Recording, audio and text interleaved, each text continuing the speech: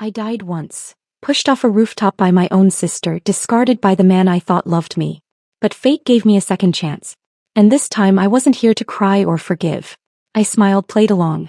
One scandal at a time, I buried them with the same hands they once held down. I didn't come back to survive, I came back to rule. In my past life, my sister Isabel and I married into the King family on the same day. 2 daughters, 2 powerful alliances. Our parents were overjoyed. To them we weren't girls, we were leverage. Tools to secure lifelong prosperity. They liked to parade us around like polished pearls, proud of our perfect skin, poised smiles, and practiced obedience. A dream, they called it. An honor. But they didn't see the cracks. They didn't see how Isabel hated Julian King, the cold second son she had married. He was a man of few words, obsessed with Buddhism and meditation retreats. A recluse in designer suits, he saw no need for romance. And Isabel, who needed constant affirmation, lost her mind in the silence of their marriage. She cheated. And Julian punished her in a way no one could forget. Tied her with prayer beads, locked her up, and handed her over to his social circle like a broken toy. While Isabel's life spiraled, I, Camille Hart, was married to Nathaniel King, the firstborn. Charming, magnetic, heir to Crown Dominion. People envied me. They saw the roses, not the thorns. The morning kisses, not the cruel indifference behind closed doors. Nathaniel was a man of appetites. Unholy ones. He wore the mask of a gentleman because I held the company's financial reins. I controlled the investments, managed the assets. I was his leash and he hated it. But he played his part. And I played mine. Until Isabel snapped. He pushed me off a building. 27 floors. My body shattered. My blood stained the concrete of Crown Dominion's corporate plaza. My last thought was, this can't be how it ends. Not like this. But fate had a strange sense of humor.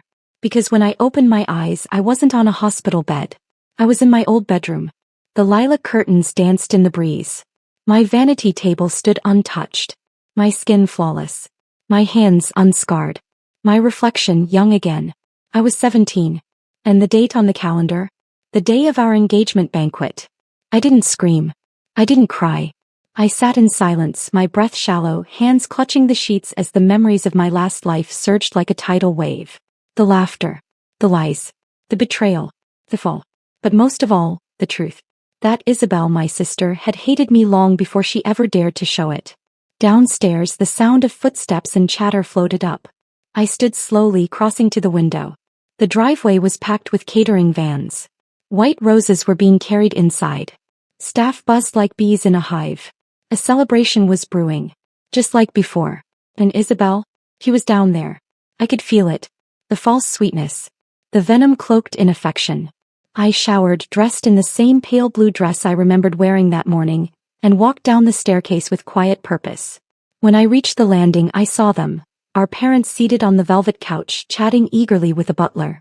My father looked up, then gestured toward the entry hall. There she is, he said. Our Camille. I turned my head. There she stood. Isabel. Her long curls were pinned in delicate waves, a strand of pearls around her neck. She wore blush pink, soft and feminine, her face glowing with something between mischief and malice. And when our eyes met, I knew. She remembered. Her smile faltered just for a second. The flicker of shock. Of fear. Then it snapped back into place, wider than before. Camille, she said sweetly. There you are. Come quickly. We've had a change in plans. I descended slowly, step by step. Julian just called, she continued, walking toward me, voice high and bright. He's refusing to marry me. He says he's fallen for you. The room stilled. My mother gasped in delight. My father looked stunned. What? I said, my voice low. Oh, don't act surprised, Isabel giggled. Julian said he won't marry anyone but you. Isn't that romantic? My hands tightened at my sides. She stepped closer, her eyes glinting. Go on, sister. Don't be shy. Call him husband already. Before I could answer, the front doors opened. And Julian King walked in. He was exactly as I remembered. Tall, impeccably dressed in a charcoal gray suit, his black hair neatly combed, expression unreadable. A faint scent of sandalwood followed him, subtle and calming, like a monastery in the mountains. Isabel turned toward him with theatrical glee. Julian, she said, her voice syrupy. Look who's here. Your lovely bride. And then she shoved me. Straight into his chest. Gasps erupted around the room. My heel caught the edge of the carpet and I nearly fell. But Julian's hands caught me, firm and steady. Not intimate, just courteous. He held me a second longer than necessary, then gently stepped back. "Miss Hart," he said, voice smooth and expression blank. "Please be careful." I steadied myself, keeping my face demure. "Thank you, Mr. King," I murmured. He gave a polite nod and walked past me toward the dining hall. Everyone was staring. My father blinked rapidly. My mother clasped her hands to her chest. And Isabel?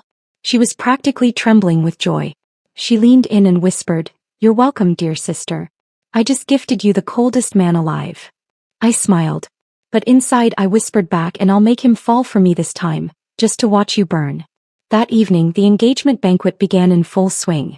Crystal chandeliers bathed the ballroom in golden light. Rows of violinists played something classical. Guests arrived in droves. Politicians, business moguls, media elites. The who's who of high society. Nathaniel King arrived fashionably late. He wore a white tuxedo jacket and a smug smile. His gaze swept the room before landing on Isabel. She lit up like a chandelier. "Hi, darling," she purred, linking her arm through his. "You're late." "I'm worth the wait," he murmured back, his lips brushing her ear. I watched from across the room, my hand resting lightly on Julian's arm. He said nothing. He had barely spoken since the incident earlier. But he didn't leave my side. That for now was enough. Isabel caught my eye from across the ballroom. She was glowing. She had seduced Nathaniel in record time. She had won, again. Or so she thought. Let her have her moment. Let her wear the crown of a queen for a night. Because soon her kingdom would fall. I stood perfectly poised beside Julian as our names were called. Julian King and Miss Camille Hart, formally engaged today under the blessing of both families. Applause. Flashbulbs. Cameras whirred. My father beamed. My mother dabbed her eyes with a lace handkerchief. Isabel raised a glass to the crowd, smiling like the devil in pearls. I felt Julian shift beside me. I turned just slightly, my voice so low no one else could hear. "You don't have to pretend. I know you're not interested in marriage." He glanced down at me, one brow raising faintly. "I won't interfere with your lifestyle," I continued calmly. "All I ask is your protection. In exchange, you can count on mine." A moment passed. Then to my surprise, the faintest smile touched his lips. "You're not like the others." "No," I replied, eyes locked ahead. "I'm not." And as the final toast echoed through the hall, I felt it. I wouldn't be the one falling. This time I was going to win. The first day of married life felt exactly as I expected. Quiet, gilded, and utterly empty. Julian didn't come home that night. Nor the night after. Instead, he left a simple handwritten note delivered by a servant. "An overseas temple retreat has requested my presence. I will return in 3 weeks. All expenses have been arranged. Julian." That was it. No kiss. No call. No expectations. My wedding dress was still hanging in the closet. My shoes still lined up under the bed like soldiers waiting for a war that never came. And yet I felt nothing. No loneliness. No shock. Because I had lived this life before. Back then his absence had confused me. Made me wonder what I had done wrong. Why he was so disinterested in me. I had tried to win his attention with tea sets and dinners, only to be met with polite silence. This time I knew better. I wasn't here to be loved. I was here to rise. The mansion Julian gifted me was located on the city's most prestigious hilltop, an estate surrounded by cherry blossom trees, with glass walls that framed the skyline like a living painting. 3 personal maids, 2 drivers, 1 personal assistant, and no one to answer to. Even my parents were wary of contacting me. They had secured what they wanted: alliances, influence. They had moved on to their next agenda.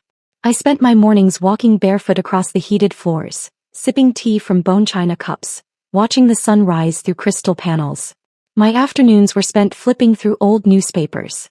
The headlines, the financial trends, the business mergers that had happened last time.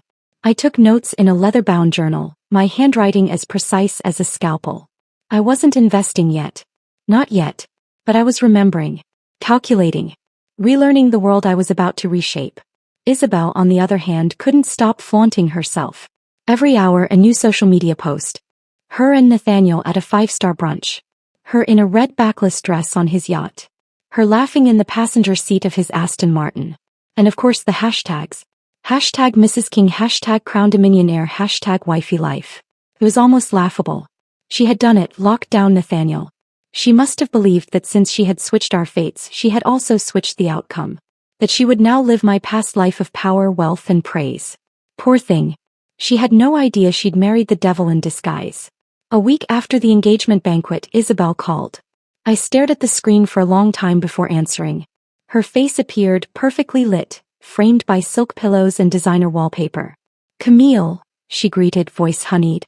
"I hope you're enjoying your honeymoon." I smiled softly.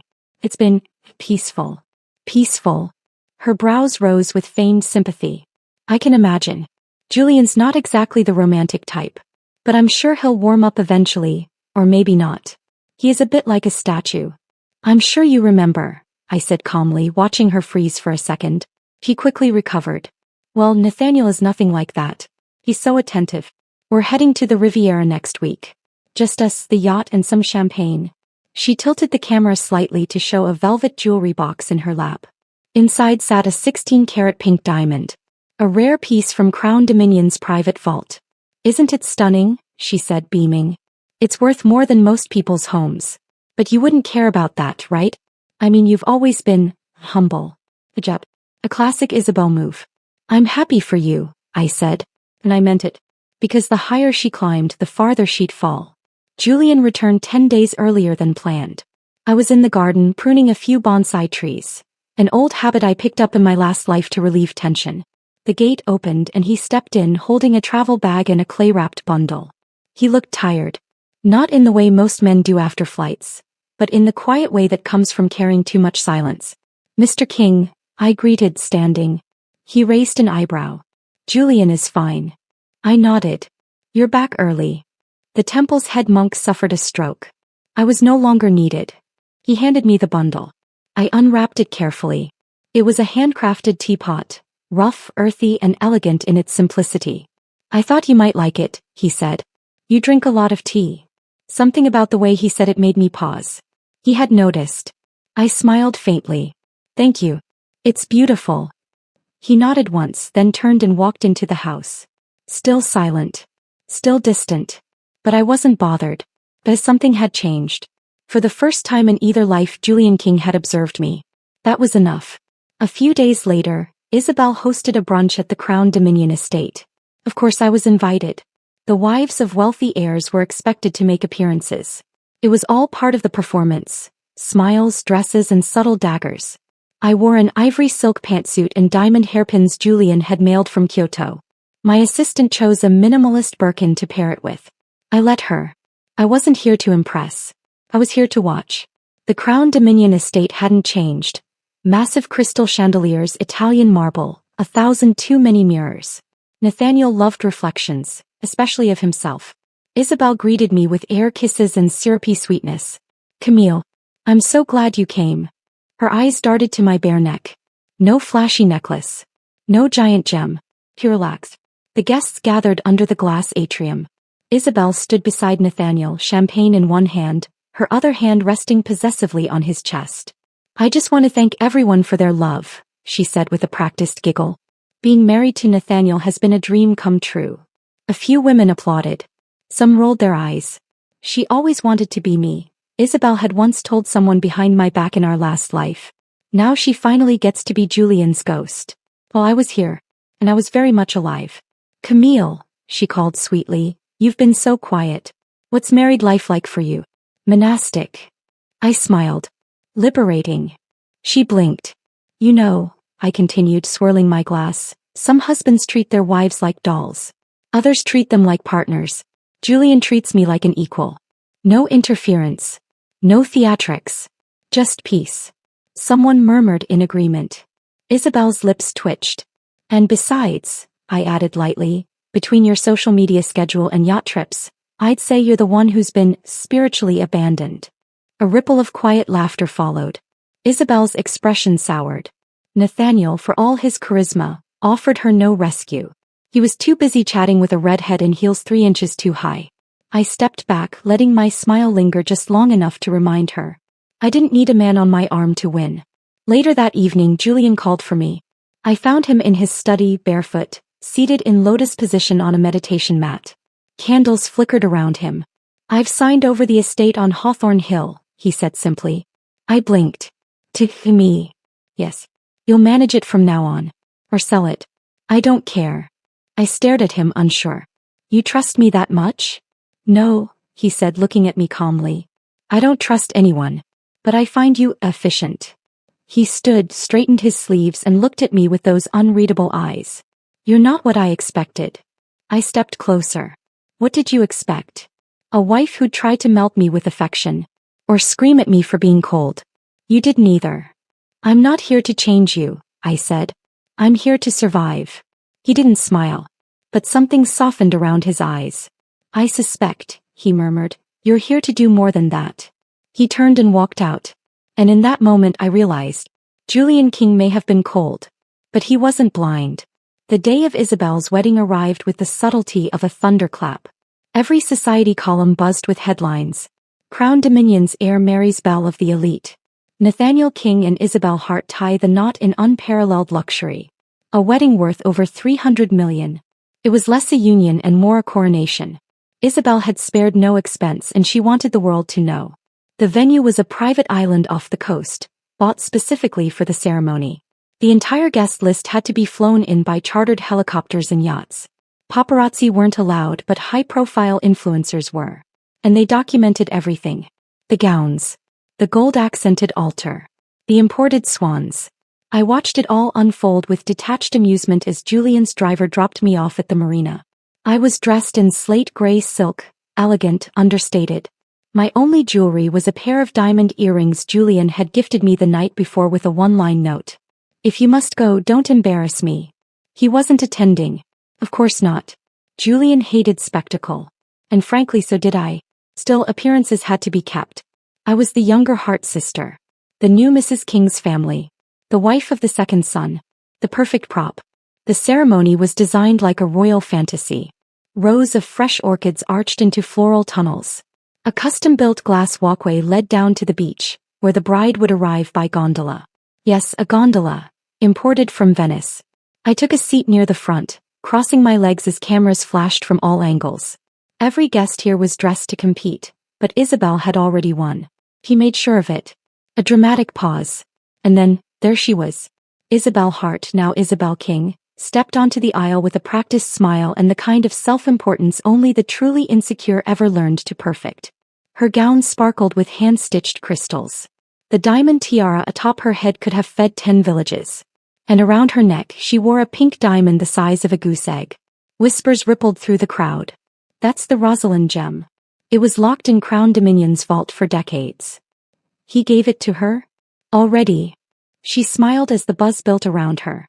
And when she passed my row, she gave me the softest, slowest smirk. I tilted my head in return, my expression unreadable. Enjoy it while it lasts. The vows were performative. Nathaniel placed the ring on her finger with all the sincerity of a politician making a campaign promise. Isabel giggled like a teenager. The crowd clapped. They kissed. Fireworks exploded over the ocean. And just like that, she became Mrs. Isabel King. The reception began immediately after. Champagne fountains. Gold leaf on every dish. A 5-tier cake made of spun sugar and edible pearls.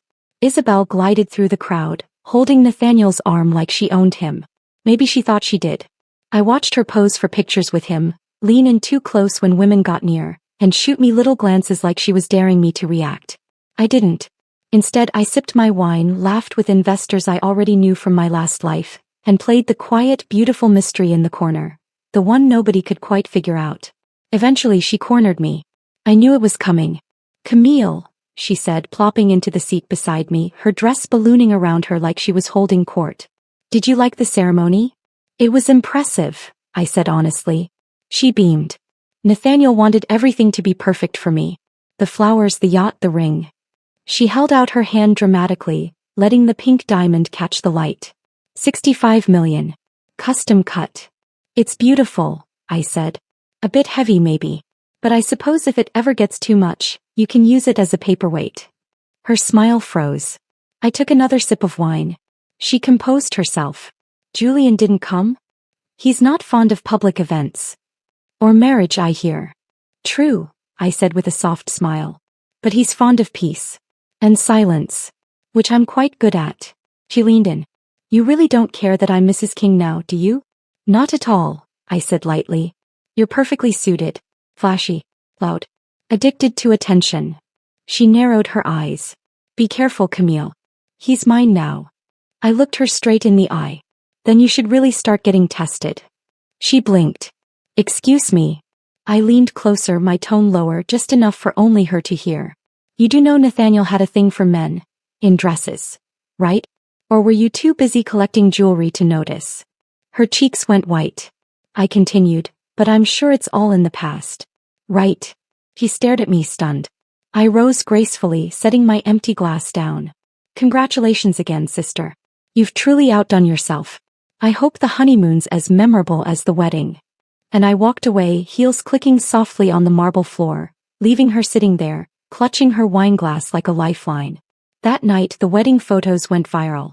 Isabel and Nathaniel dancing under a sky of fireworks. Isabel holding her dress like a fairy tale bride. Isabel kissing him on the cheek while he stared somewhere else entirely. The comments were glowing. Queen energy. That ring though crown fire. Perfect couple, perfect wedding. And yet there I was too.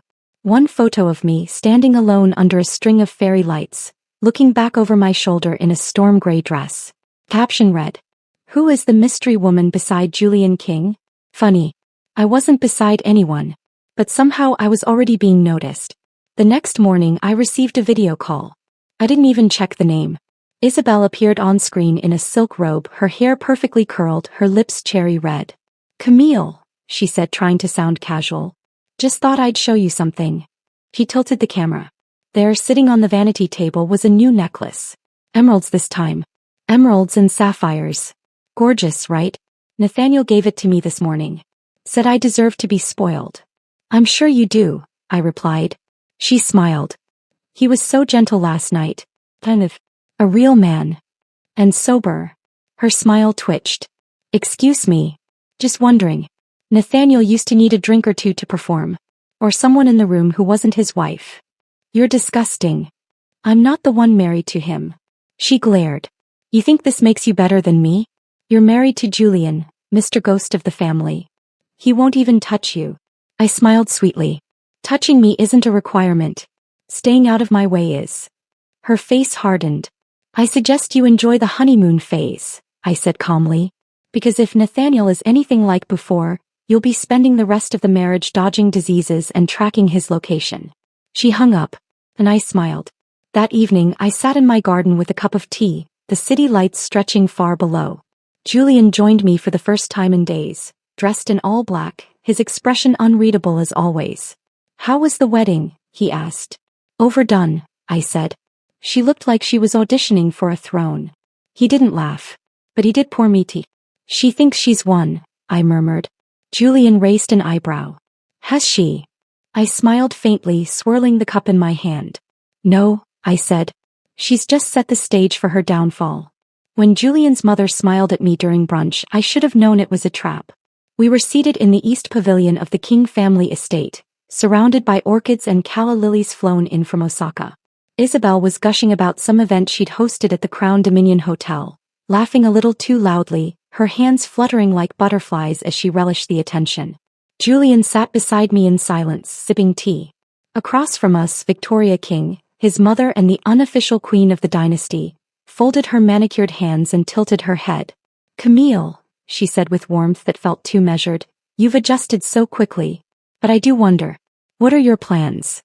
"Pie plans?" I asked, pretending not to know where she was headed. "You've always been ambitious, haven't you? And now that you're a king, I imagine you're eager to contribute to the family legacy."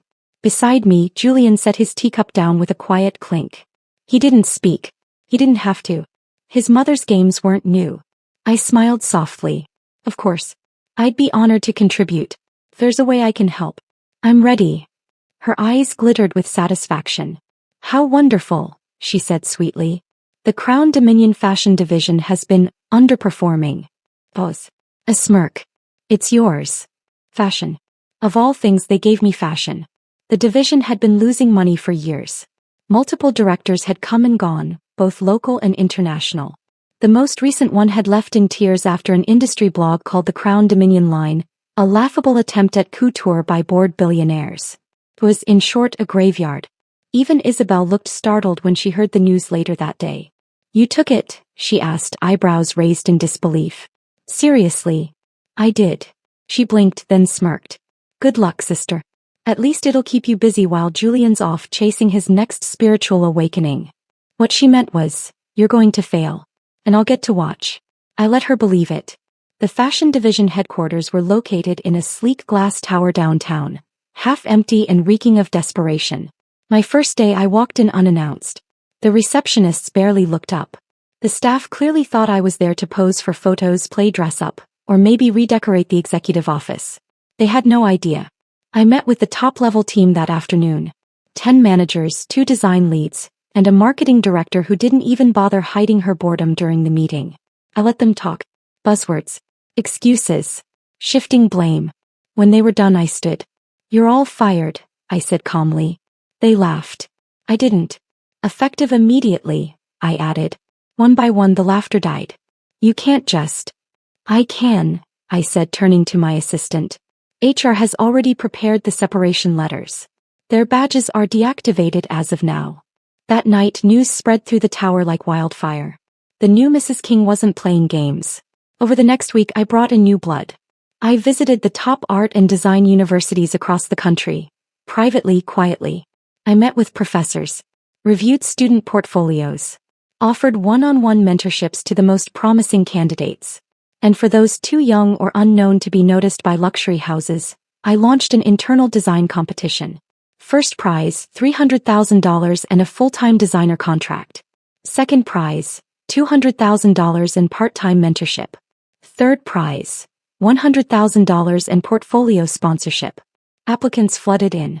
Not for the money, though it didn't hurt, but because finally someone was offering a real platform. I wasn't interested in runway trends or recycled silhouettes. I wanted disruption. Something the market hadn't seen. Something no one would expect from Crown Dominion. Julian didn't ask what I was doing, but he started coming home more frequently. At first it was small things. A note left in my office, "Your Tokyo textile order has arrived." A call from his assistant, "Mr. King has secured you exclusive use of the greenhouse venue for your show." Then one evening as I was reviewing swatches in the garden, he appeared beside me holding a steaming cup of matcha. "I heard you fired 18 people," he said. 19, I corrected. One tried to sue me for emotional distress. "Did you settle?" I gave him a bonus for honesty and let him go anyway. Julian's lips curved slightly. "You're different." "From Isabel?" "From everyone." He handed me the cup. It was hot, smooth, earthy. Like him. By week 3 the office was unrecognizable. My new team worked like possessed artists. Passionate, exhausted, inspired. Designs were pouring in. Influencer stylists started leaking sketches online. The buzz began to build. I partnered with an up-and-coming digital marketing agency to create a mystery campaign. #RebirthCrown. No logos. No context. Just one haunting image of a broken porcelain doll pieced back together with gold. Within 48 hours the hashtag trended. Fashion blogs speculated wildly. Is Crown Dominion staging a comeback? A rebranding in progress? The guesses were wrong. This wasn't a rebranding. It was a resurrection. When Julian's mother heard about the campaign, she called Julian directly. "She's reckless," she snapped. "That division is supposed to be a formality, not a circus. Why is she stirring the press?" Julian's answer was simple. "She's making progress." She didn't call again. The day of the launch arrived like a storm held back by silk curtains. I chose the greenhouse, Crown Dominion's most exclusive venue. Glass ceiling, indoor waterfalls, and 1,000 orchids hanging from the beams. The city's elite came expecting a cocktail event. What they got instead was a statement. Models walked barefoot. No music. Just the sound of water and wind. The designs, hybrid pieces blending couture with armor, told a story. Resurrection, war, power. When the final model walked down the aisle in a molten gold trench coat stitched with fragments of broken mirrors, the room fell into stunned silence. Then applause. Thunderous. Relentless. I didn't take a bow. I didn't need to. The orders started pouring in before the final guest had even left. That night back at home, Julian was waiting for me. He was barefoot again, leaning against the doorway, his gaze unreadable. You didn't just revive it, he said. You turned it into a weapon. I poured myself a drink. You gave me a blade, I replied. I sharpened it. He stared at me for a long time, then walked forward and gently touched my wrist. Camille, he said, what exactly are you planning? I smiled. And for the first time I told him the truth. Everything. Success makes people talk. But disruption, that makes people listen. 2 weeks after the fashion launch, I was everywhere. Front pages. Blog headlines. Industry panels. The rebirth of Crown Dominion fashion. Camille Hartking, the silent strategist. Luxury's cold phoenix. Julian, to his credit, said nothing. But his actions were louder than applause. He appeared at 2 of my press events, standing quietly at the back. Never interrupting. Just observing. But his presence didn't go unnoticed. One magazine captioned us. The power couple Crown Dominion didn't expect. Isabel, however, couldn't stand it. She had spent weeks basking in her new title, Mrs. Nathaniel King. She believed the world should revolve around her. She thought the hotel division she was handed was a reward for her image, not a test of her competence. And so she did what Isabel always did. She started faking it. Isabel's version of managing the hotel chain included taking over the Crown Dominion Instagram page and filling it with filtered selfies, hosting tasteless influencer parties in presidential suites, replacing fine dining chefs with viral TikTok recipe stars. It was a circus. But because I was generating positive press and investor confidence, the company image held steady, for a while, until I stopped holding it. The first blow was a video leak. A short clip from one of her hotels, cleaning staff using the same towel to wipe the toilet, the counter, and the guest mugs. No commentary. No edits. Just raw footage. I didn't need to do much. I let it go to one media account anonymously. Within hours it went viral. The hashtags exploded. Hashtag Crown Dominion fail. Hashtag hotel horror. Hashtag clean your act up. Isabel tried to spin it. Called it an isolated incident. Claimed the video was staged by competitors. No one bought it. Especially after a second clip surfaced. Then a third. The worst part. She didn't even know how deep the rot went. Because she'd never visited the supply wings. Never spoke to her employees. Never asked how anything worked. She posed. She posted. She smiled. And now she burned. Still, the hotel scandal wasn't enough. She could blame the staff. She needed something unforgivable. So I turned to her jewelry line. Isabel's designs had been praised early on, bold, modern, and unique. Except they weren't. My assistant compiled a side-by-side report. Isabel's latest collection and an indie artist's line from Portugal released 5 years ago. They were identical. The pattern. Even the so-called symbolic engraving. We didn't leak it directly. We tipped off 3 boutique jewelers who had quietly lost clients to Isabel's inflated marketing campaign. They posted first. Outrage followed. The design community devoured her. Plagiarist in pearls, one article called her. And that was just the beginning. I watched it unfold from the rooftop garden of my villa, tea in hand. Julian joined me as the sun set, sleeves rolled, holding a tablet with live analytics. Your name is now trending higher than Isabel's by 6 slots, he said. I assume I've replaced her on the company's homepage? He nodded. The board updated it this morning. She'll notice. She already has. He handed me the tablet. Isabel's public profile was tanking. Comment sections were flooded with gifs of her tripping at events, mistranslating designer names and misquoting Gandhi. It was perfect. The family dinner that followed was unusually quiet. The entire King family gathered at the main estate for the quarterly business roundtable, a ritual of pride masked as protocol. Isabel arrived late. She looked like a cracked figurine glued together in a rush, perfect makeup, trembling lips, and eyes shadowed with denial. Nathaniel walked in behind her, distracted, texting. Julian and I arrived together. I wore black satin. My only accessory was the emerald cuff from our Tokyo collection. Already sold out and now being scalped online for 5 times the price. As we took our seats, I noticed the difference. Last quarter, Julian and I were seated on the far left, silent placeholders. Tonight, we were beside the head seat. Old Mr. King, the family patriarch, raised his glass and addressed us first. To Julian, he said, voice steady. For securing our company's reputation through quiet competence. Then he turned to me. And to Camille. For proving that legacy is earned, not inherited. Applause followed. I glanced at Isabel across the table. She looked like she was choking on her wine. After dinner, Isabel cornered me near the koi pond, her heels stabbing into the grass. You, she hissed, think you're clever. I don't think it, I said. I know it. Her nails dug into her palm. I will come back from this. Nathaniel believes in me. Does he? I glanced toward the ballroom where Nathaniel was flirting with someone half his age. Her jaw clenched. Don't get too comfortable, she spat. You're not immune. Julian may tolerate you now, but that won't last. He doesn't love you. I stepped closer, lowering my voice. I don't need love, Isabel. I need power. And right now, I have both. She stared at me, speechless. Then I turned and walked away, heels silent on the stone path, the koi shimmering below me like golden ghosts. That night, Julian poured me a glass of sake in the kitchen while I reviewed market reports. I assume that wasn't an accident, he said, handing me the glass. What wasn't? Your sister's fall. I took a sip. I merely stopped protecting her. Julian studied me for a moment, then nodded. There's something else, he said. I looked up. My father asked if I would consider returning to the executive board full-time, he said. Because of your connection to me? No, he said.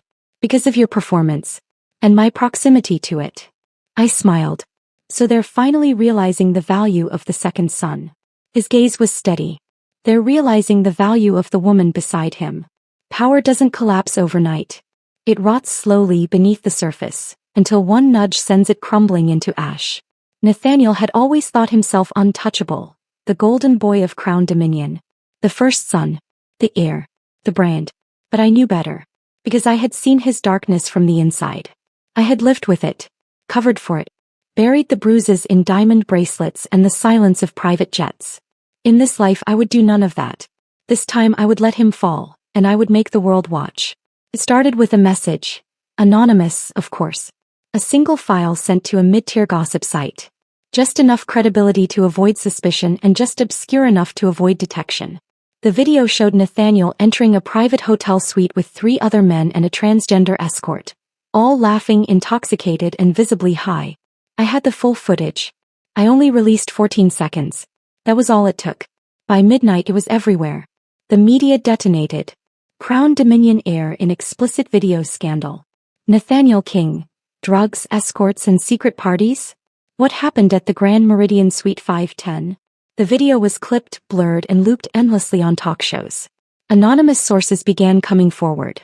Stories emerged of hush money, destroyed phones and NDAs issued like candy. And just like that, the man who once stood on stage giving speeches about legacy and morality became a walking scandal. I watched it all from my villa balcony, legs crossed, sipping iced oolong. Julian stood behind me, arms folded. He didn't speak, not until the 3rd video dropped. This one showed Nathaniel surrounded by underage girls, all dressed up and giggling as he poured them drinks. It was old footage. Dated 2 years ago. Buried once. But not this time. This won't just be a PR nightmare, Julian said quietly. I know. It could ruin the family. It'll purify the family. He studied me. Then slowly he nodded. Within 24 hours, Crown Dominion stock dropped 11.3%. An emergency board meeting was called. Investors demanded action. I didn't attend, I didn't need to.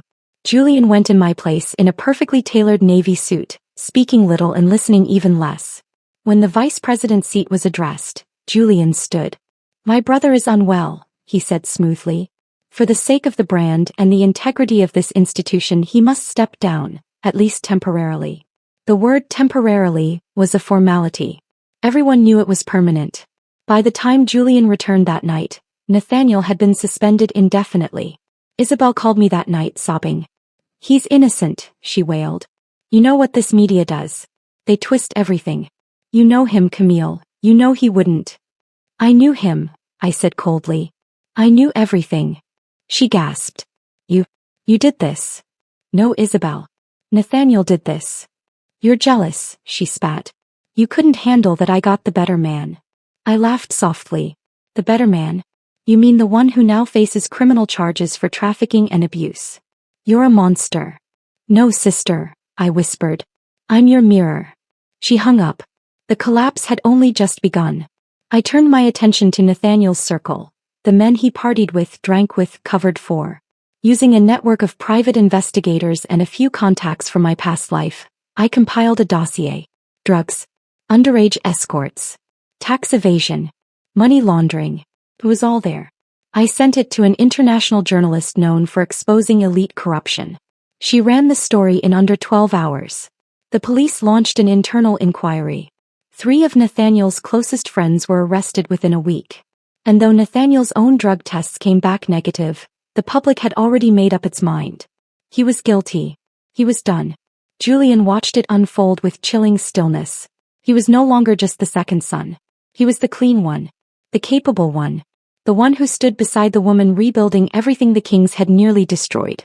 At the next board meeting, his father, once dismissive, once silent, looked him in the eye and said, "You'll take over interim operations." Julian didn't blink. "I'll do what's necessary." Meanwhile, Isabel was crumbling. Her designer post stopped.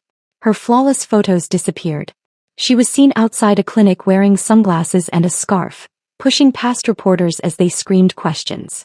"Did you know about the underage girls? What about the drugs? Is Nathaniel hiding at your estate?" One headline read, "From Queen to Collateral, Isabel King's rapid fall from grace." Almost felt bad. Almost. That week I was invited to a televised investor summit. I wore a structured black dress and spoke clearly about sustainability and innovation in fashion. One anchor asked, "Mrs. Hartking, how do you stay focused amidst the recent controversies?" I smiled. When you build on your own 2 feet, it's easy to stay grounded. Later that evening, that quote would go viral. I returned home to find Julian in the living room reading. He looked up as I entered. "You were perfect," he said simply. I raised an eyebrow. "You watched." He set the book down. "You're the future of this family, Camille. I'd be an idiot not to." It wasn't flattery. It was recognition.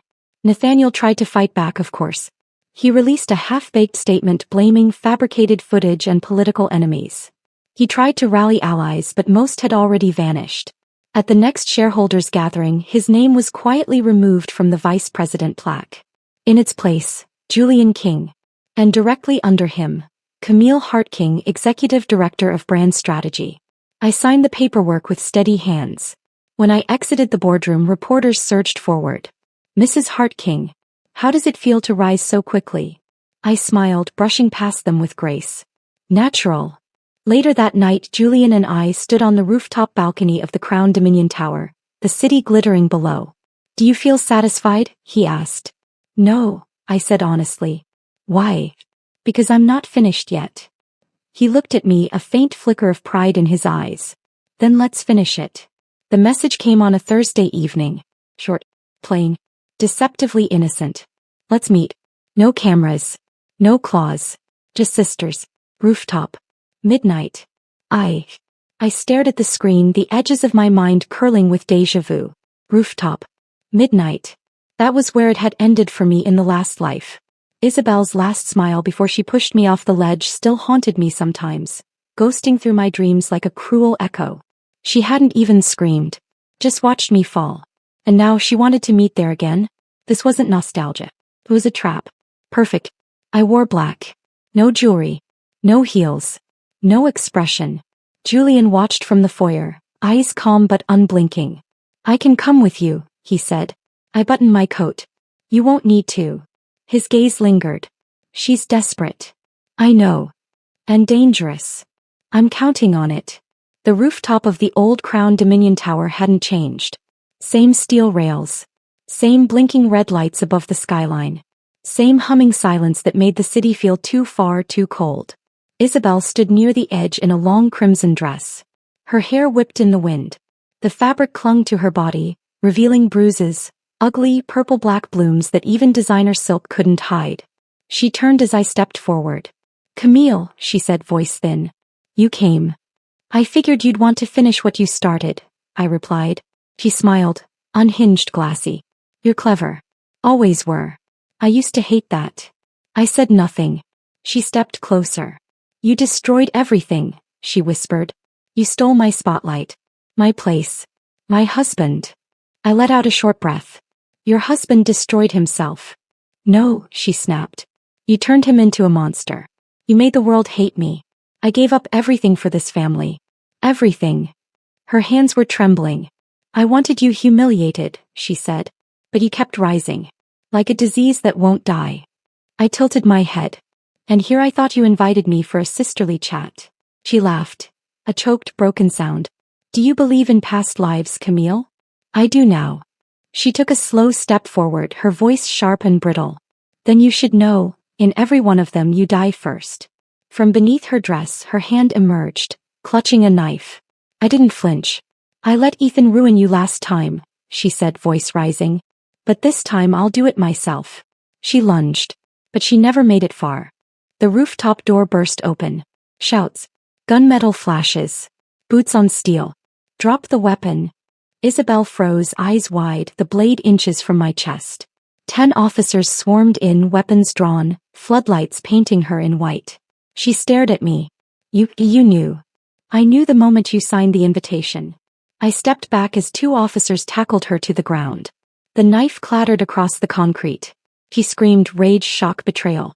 I crouched beside her as they cuffed her wrists. Don't worry, I whispered, voice soft. You won't die today. That would be merciful. And you don't deserve mercy. Her eyes filled with fury and fear. I'll come back, she hissed. You hear me? I'll come back stronger. Just like you. I smiled. No, Isabel. You're not me. You never were. The news broke the next morning. Isabel King arrested for attempted murder. Tragic end to the Hart sisters saga. From heiress to inmate, how it all fell apart. The footage was impossible to spin. She was recorded holding the knife, lunging. The tabloids feasted. Crown Dominion released a statement of disavowal. Julian personally signed it. The family's legal team worked quickly, but it didn't matter. The trial lasted 3 weeks. She was sentenced to 15 years. Attempted murder. Intent to harm. Assault with a deadly weapon. I didn't attend the sentencing, but I sent a letter to the judge, detailing how she had once pushed me off the roof of the same building. In another life no one would believe. I didn't need them to believe it. I remembered. That was enough. Isabel's prison intake photo made the rounds online. Hollow-eyed. Hair chopped. No makeup. The girl who once measured her worth in diamonds and followers now wore a numbered jumpsuit and rubber slippers. A few family members visited in the beginning. By the 3rd month, even those stopped coming. She faded. Exactly how I planned. At home, Julian placed a thin silver bracelet around my wrist. A lotus flower charm dangled from it, hand-carved, smooth. She almost got you again, he said, voice tight. She never stood a chance. She hates you. She envied me. She wanted to destroy you. I looked at him. She made me. That night I stared at the ceiling of our bedroom, rain pattering softly against the windows. 15 years. That's what they gave her. But time, I knew, was just the beginning. I had placed insiders on her cell block. Officers who owed me favors. Inmates who needed protection. Nurses. Guards. She would live every day remembering what she lost. The world she tried to bury me in. Now she was the one drowning in it. And the day she walked out of that prison, that would be Judgment Day. It began as most revolutions do, with silence. No grand press conference. No victory parade. Just a quiet announcement from Crown Dominion's board of directors. Effective immediately, Mr. Julian King will step into an advisory role as chairman emeritus. All operational authority will be transitioned to Mrs. Camille Hart King, now appointed president and chief executive officer of Crown Dominion Group. It was a single paragraph, but it echoed across industries. The shareholders' room was still as Julian stood at the head of the table, tall and composed in an ash-gray suit. A slight breeze stirred from the windows behind him, but nothing else moved. I've served as your interim leader with quiet diligence, he said. But our company needs more than steadiness. It needs vision, precision, and fire. He turned to me, then stepped aside. There is only one person qualified to carry that flame. The room rose as one. A slow, respectful bow. And when Julian pulled back my chair and gestured for me to sit, I did. Not as a guest. Not as a placeholder. But as the woman who had claimed the throne. Under my leadership, Crown Dominion didn't just recover. It dominated. The fashion division became a benchmark across global luxury houses, placing in the top 10 worldwide in under 2 years. The hotel branch was rebuilt from the ground up, rebranded under a clean, modern name. I fired Isabel's entire managerial team and brought in experts who had once refused to even take our calls. Our stock tripled in value. Our presence stretched from Manhattan to Milan to Seoul. We weren't just a conglomerate anymore. We were an empire. And I was its empress. Julian never interfered. He remained my closest ally, my quiet shadow. He reviewed mergers beside me in silence, poured tea when I forgot to eat, and shielded me from opportunistic vultures at public events. People whispered that he was soft now, domesticated. They were wrong. He simply understood power didn't need to roar. Sometimes, it only needed to stand still while the storm passed. And while I ran the empire, he carved wood in the garden, still sculpting tiny lotus flowers as if we weren't sitting atop billions. He didn't need the spotlight. He had me. Ethan died quietly. The official report called it cardiac failure due to pre-existing conditions. Unofficially, there were whispers. An altercation. An infection. A debt unpaid. But no one truly mourned him. His body was cremated 2 days after the announcement. The urn was collected by no one. Julian and I didn't speak of it. We didn't have to. His death wasn't revenge. It was rot that had finally caught up. Isabel was released after serving only 9 years. Good behavior. She left the correctional facility in the early hours, escorted by a single officer. Cameras tried to catch her. They never did. She vanished. Some said she fled the country. Others claimed she changed her name and lived in a small town selling costume jewelry to tourists. I didn't investigate. Her vanishing act wasn't an escape. It was the final surrender. She would never reclaim anything again. Not her name, not her dignity, not her shadow. And she knew it. That was enough for me. I sat alone in the private penthouse one night, overlooking the city I now owned in every corner, from the billboards flashing my brand to the headquarters that bore my name. A soft knock sounded at the door. Julian stepped in, a simple black tray in hand. On it, jasmine tea and a carved wooden lotus with a tiny gold inlay at the center. He set the tray beside me, then sat silently. We watched the lights in silence. Then he reached for my hand. I used to wonder, he murmured, what it would feel like to matter to someone. You matter to me. His fingers curled around mine. You have everything now, he said quietly. Power, wealth, control. No one can touch you. I turned to look at him, my voice low. Then why do I still want more? He smiled. Because the world hasn't seen what you'll do next. My empire didn't rest on legacy. It rested on war. On ashes. On every betrayal I turned into a stepping stone. Isabel tried to bury me. Finn tried to use me. They both forgot, I wasn't born to obey. I was born to conquer. So when Forbes called me the woman who had it all, I didn't correct them. Because I did. And I still wanted more. Not out of greed. But out of hunger. The hunger to never be powerless again. The end.